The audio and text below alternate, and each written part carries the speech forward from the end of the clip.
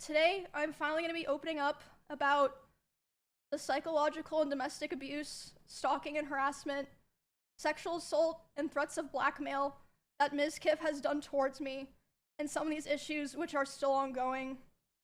For the entirety of this year, I have attempted to separate myself from him and not talk about him at all, and not talk about this issue and just not make it a public thing. I always tried my best to keep this to myself, but like I said, I feel like it's gone to the point, which I'll explain later, that I feel like it just has to be done. And I have always believed in not condemning people or starting drama online. So I'm sure a lot of people are going to be asking, why am I doing this and why now? And I would like to explain that before I get started so that people understand what prompted me to do this today, and that it's not just on a whim or something like that. Okay, so like I said, I took a lot of notes, so forgive me if I just end up reading off my notes.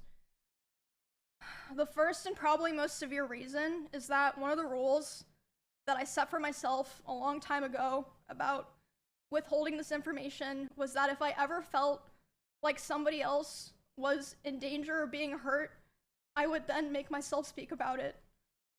And 2 weeks ago, actually 3 weeks ago now, I was informed by 3 separate people, one of whom was present for said incident, that he had done something similar to something that he had done to me, and to someone in LA at the end of September.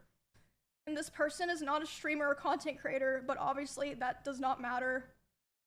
And because of this, I cannot in good conscience sit here knowing that I know critical information about someone that almost no one else does and not say anything. I think that most issues and dramas should stay private and off the internet, and I still hold that belief to this day, and I will hold that belief going forward. However, there are certain things that cross the line, and I say that the line has been crossed too many times to be count. There's a point where I believe that people deserve to know.